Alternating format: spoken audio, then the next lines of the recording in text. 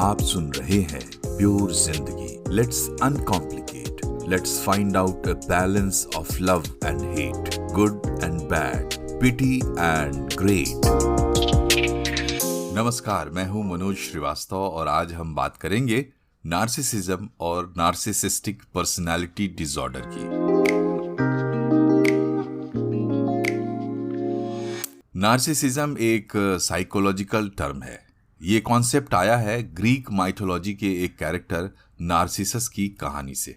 मैंने पिछले एपिसोड में नार्सिसस की कहानी बताई है। यहाँ संक्षेप में बता दूं कि नार्सिसस एक देवता का पुत्र था जो पानी में अपनी ही छवि देखकर खुद से ही प्रेम कर बैठा और भूख प्यास सब भूलकर बस अपनी ही छवि को निहारता रहा और अंततः वो खत्म होकर डैफोडिल्स के फूल बन गया। अब आज कोई भी इंसान डैफोडिल्स के फूल में नहीं बदलता है, लेकिन आज हमारे चारों तरफ नार्सिसस की तरह सेल्फ ऑब्सेस्ड लोग भरे पड़े हैं। इनमें सभी लोग नार्सिसिस्टिक पर्सनालिटी डिसऑर्डर के शिकार नहीं हैं, लेकिन हमारे आसपास नार्सिसिस्टिक गुणों से भरे लोगों की भरमार है। इसीलिए ये एपिसोड सुनते हुए आपकी आंखों के सामने भी आपके आसपास के कुछ चेहरे घूमने लगेंगे। हो सकता है कि एक नार्सिसिस्ट में आपको खुद अपनी छवि भी दिखाई दे। मेरे इस पॉडकास्ट का मकसद भी यही है कि हम थोड़े बेहतर तरीके से अपनी जिंदगी को समझ पाएं। मैं कोई साइकोलॉजिस्ट नहीं हूं और न ही मैं अपनी तरफ से कोई सलाह देता हूं। मेरा प्रयास बस इतना है कि जो वेस्टर्न कल्चर हम अपनाते जा रहे हैं, जो वेस्टर्न प्रोग्रेस हमें चाहिए, उसके साथ साथ हमारी लाइफ और हमारे बिहेवियर को प्रभावित करने वाली जो चीजें आ रही हैं, हम उनकी भी जानकारी रखें। तो एक नार्सिसिस्ट की नजर में उससे ज्यादा इंपॉर्टेंट दुनिया में कुछ नहीं होता है। उससे हर सिचुएशन में कंट्रोल अपने हाथ में चाहिए। वो ऐसा मानते हैं कि वो जो कुछ भी चाह रहे हैं वो डिजर्व करते हैं और दुनिया के बाकी लोगों को भी ये बात माननी चाहिए और समझनी चाहिए। इसी के लिए वो नार्सिसिस्टिक सप्लाई पर निर्भर करते हैं और यही उनकी सबसे बड़ी पहचान है। नार्सिसिस्टिक सप्लाई का मतलब यह है कि लोग अपने व्यवहार से ये दर्शाएं कि एक नार्सिसिस्ट जो सोच रहा है वो सही सोच रहा है, वो वाकई श्रेष्ठ है, तारीफ के काबिल है। इससे एक नार्सिसिस्ट को बेहतर महसूस होता है और खुद बेहतर महसूस करने के लिए वो आपको मैनिपुलेट कर सकता है। आपको मैनिपुलेट करना वो अपना अधिकार मानता है। उनकी तारीफ करना आपकी ड्यूटी है, ऐसा उसके व्यवहार से झलकता है। वो कभी माफी नहीं मांगते। वो हर गलती की वजह किसी दूसरे में ही देखते हैं। खुद के भीतर झांक कर वो कभी नहीं देखते। उन्हें पक्का यकीन होता है कि अपने भीतर झांक कर देखने की कोई जरूरत है ही नहीं। लेकिन भीतर से ये लोग हाईली इनसिक्योर होते हैं और अपने राज किसी को नहीं बताते। यही वजह है कि वो अपने भीतर झांक कर नहीं देखना चाहते। किसी के साथ इंटीमेसी बढ़ाने से ये बचते हैं। इनके बेहद करीबी लोग भी असल में इनके करीब नहीं होते हैं। ये कंट्रोल फ्रीक्स हैं, इसलिए दूसरे लोगों पर पावर बनाए रखने के लिए कुछ भी करने को तैयार रहते हैं। झूठ, फरेब, डर, हिंसा, इनके लिए सब जायज है। जाहिर है कि दूसरे लोगों की भावनाओं की ये बिल्कुल भी परवाह नहीं करते हैं। आप कह सकते हैं कि ज्यादातर ये अपनी परवाह करने में इतने मशगूल रहते हैं कि दूसरे की भावनाएं ये महसूस नहीं कर पाते। ऐसे थोड़े बहुत लक्षण किसी में भी हो सकते हैं, इसमें कोई दिक्कत की बात नहीं है। असल में नार्सिसिज्म के गुण इंसान के सर्वाइवल टेक्निक्स का हिस्सा भी होते हैं। इंसान खुद को सुरक्षित रखे और अपनी प्रगति के बारे में सोचे, इसके लिए जरूरी है कि वो खुद पर ध्यान दे। दिक्कत तब होती है जब नार्सिसिस्टिक टेंडेंसीज हद से ज्यादा होने लगती है। एक नार्सिसिस्टिक इंसान टॉक्सिक होता है, मतलब उससे संपर्क में आने के बाद आप बदतर महसूस करते हैं। उसकी बातें, उसका व्यवहार आपके भीतर हीन भावना भर सकती हैं। एक नार्सिसिस्ट हमेशा अपने आप को सुपीरियर बताता है, अपनी गलतियों के लिए दूसरे को रिस्पॉन्सिबल मानता है। तो एक नार्सिसिस्ट के करीब जाने से आपको यही चीजें मिल सकती हैं जिसे आप सही तरीके से नहीं समझ पाए तो आप ही इन भावना के शिकार हो सकते हैं। एक नार्सिसिस्ट शुरुआत में बहुत आकर्षक लग सकता है। सेल्फ ऑब्सेस्ड लोग खुद को बहुत अच्छे तरीके से मेंटेन और प्रेजेंट करते हैं। शुरू में ये लव बॉम्बिंग भी करते हैं, मतलब आपको खुश करने के लिए कुछ भी कर सकते हैं, कुछ भी कह सकते हैं। लेकिन एक बार इन्हें यकीन हो जाए कि आप इनके फंदे में आ गए हैं, तो फिर आपके ऊपर अपनी पावर बनाए रखने के लिए ये बुरी तरीके से मैनिपुलेट करते हैं। वो आपको गैसलाइट करते हैं, दूसरों की शिकायत आपसे करते हैं ताकि आप उन पर निर्भर रहे। वो इंश्योर करते हैं कि दूसरों से आपके संबंध खराब रहें। वो हमेशा आपसे कहते हैं कि वो आपके हितैषी हैं। असल में ये लोग अपनी जिंदगी में काफी फोकस्ड होते हैं, इनके गोल्स क्लियर होते हैं, ये काफी सजग लोग होते हैं। इसी वजह से ये जीवन में ज्यादा सफल भी होते हैं। कहा जाता है कि सफल लोगों में, ऊंचे पदों पर बैठे लोगों में, राजनेताओं में, बड़े बिजनेसमैन में, बड़े प्रोफेशनल्स में, सीईओज में और बड़े बड़े कलाकारों में नार्सिसिस्टों की संख्या सबसे ज्यादा है। लेकिन ऐसा नहीं है कि हर सक्सेसफुल इंसान नार्सिसिस्ट होता है या हर नार्सिसिस्ट बहुत सफल हो जाता है। खुद को हद से ज्यादा तवज्जो देने की वजह से एक नार्सिसिस्ट काफी मोटिवेटेड होता है और उसके पास एक कठोर हृदय भी होता है जो उसे दूसरे इंसान के दर्द से दर्द नहीं होने देता, और वो दूसरे लोगों के कंधों पर पैर रखकर बेहिचक ऊपर की तरफ बढ़ जाता है।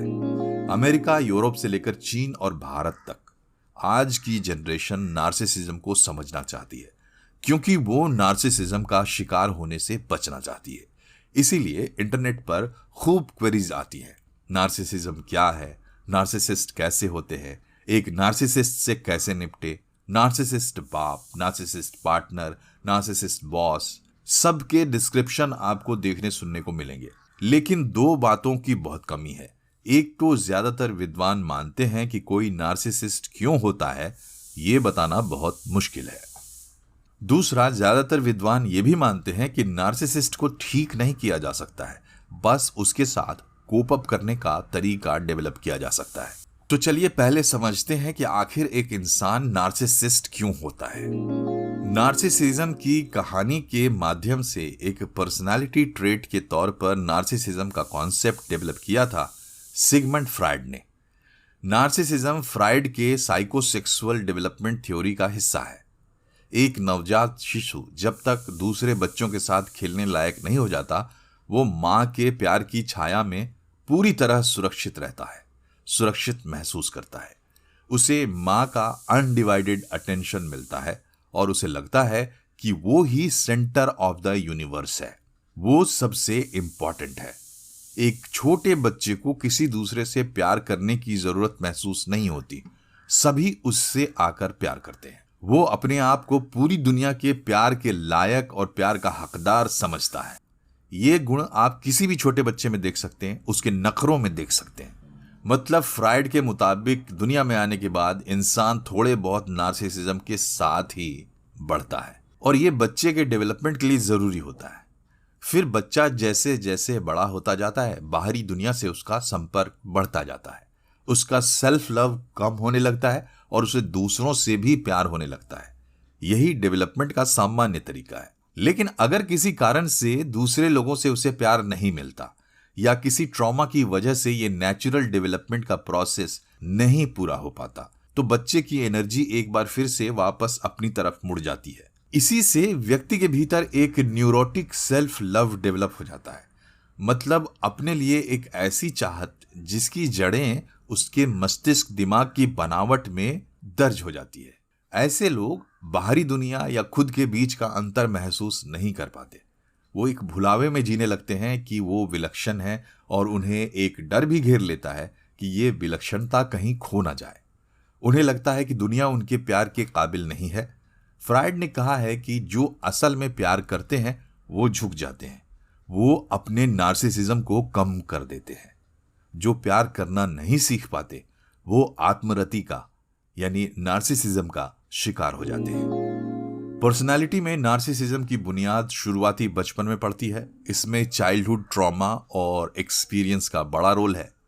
बच्चे को ज्यादा निग्लेक्ट या ज्यादा प्रेज दोनों नार्सिसिस्ट बना सकते हैं। लेकिन साइंटिस्ट मानते हैं कि इसमें जेनेटिक्स का भी रोल है। कुल मिलाकर नार्सिसिस्टिक पर्सनालिटी डिसऑर्डर का कारण काफी कॉम्प्लेक्स होता है। इसीलिए किसी इंडिविजुअल केस में कई कारण देखे जा सकते हैं। आजकल कल्चरल नार्सिसिज्म की भी बहुत चर्चा होती है। ऐसा माना जाता है कि कुछ समाज अपने आप में नार्सिसिस्ट होते हैं।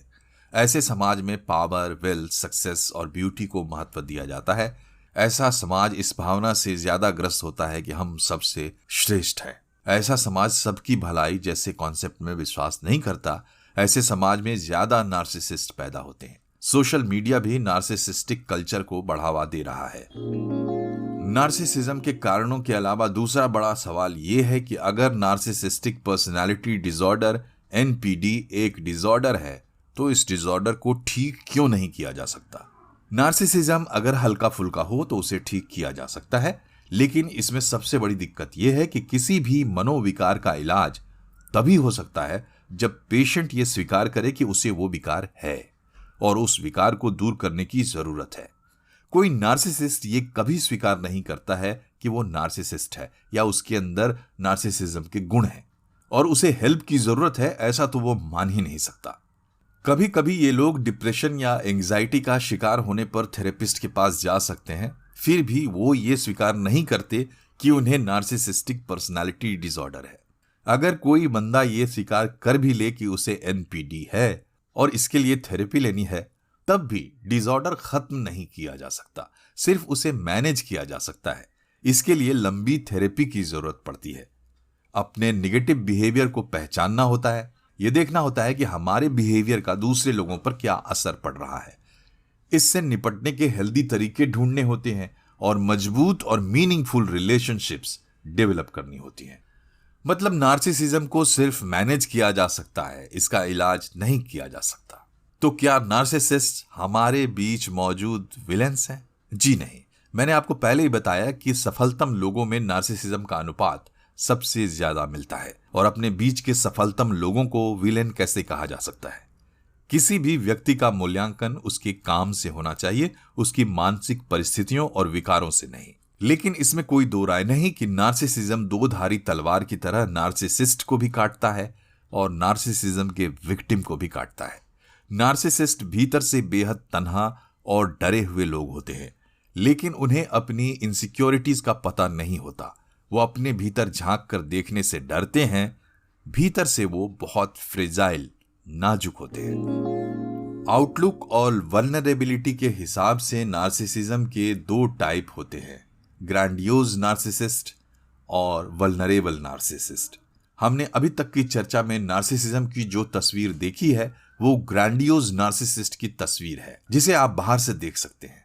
बाहर से सख्त ऐसा व्यक्ति जो हाई सेल्फ एस्टीम शो करता है और दूसरे लोगों के वैलिडेशन और एडमिरेशन पर निर्भर करता है, लेकिन भीतर से उसका सेंस ऑफ सेल्फ एस्टीम बहुत फ्रेजाइल होता है। थोड़ी सी आलोचना या रिजेक्शन से वो भीतर से टूट जाता है, लेकिन वो ऐसा दिखने नहीं देता। ऐसे लोग निराशा को गुस्सा बनाकर बाहर निकालते हैं, मगर भले ही बाहर से वो गुस्सा दिखाए या आक्रामकता दिखाए, भीतर भीतर वो रो रहा होता है। दूसरे वल्नरेबल नार्सिसिस्ट होते हैं जो हाइपर सेंसिटिव होते हैं और इनसिक्योर भी होते हैं। ये सब कुछ बाहर से दिखता है। वो अपनी लो सेल्फ एस्टीम को छिपा नहीं पाते, इसलिए वो बाहर से भी वल्नरेबल दिखाई देते हैं। वो खुद को कोसते हैं, मगर उनके भीतर भी दूसरों की प्रशंसा के लिए बेहिसाब भूख होती है। असल में वल्नरेबल हो या ग्रैंडियोज, एक नार्सिसिस्ट की दूसरों पर निर्भरता उसे हमेशा चाकू की नोक पर रखती है।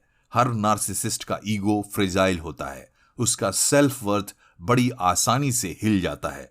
वो क्रिटिसिज्म को बेहद पर्सनली लेता है, हाइपर सेंसिटिव होता है। रिजेक्शन उसके लिए डिवास्टेटिंग होता है। टूट कर जुड़ना उसे नहीं आता है और किसी से गहरे रिश्ते बनाना भी उसे नहीं आता है। एक नार्सिसिस्ट या तो आपको अपने जादू में रखेगा या फिर आपको उससे नफरत होगी या फिर सहानुभूति। साइकोलॉजिस्ट की पहली सलाह यह होती है कि नार्सिसिस्टों के करीब जाने से बचें। करीब चले गए हैं तो वहां से हटें, और अगर दूर नहीं जा सकते तो कम से कम सेफ डिस्टेंस मेंटेन करें। यह पॉडकास्ट कई विश्वसनीय अध्ययनों के अध्ययन पर आधारित है, लेकिन सिर्फ इसके आधार पर आप किसी के बारे में कोई धारणा ना बनाएं। इस पॉडकास्ट का मकसद सिर्फ जागरूकता बढ़ाना है। प्योर जिंदगी को अपना प्यार देते रहें। नमस्कार।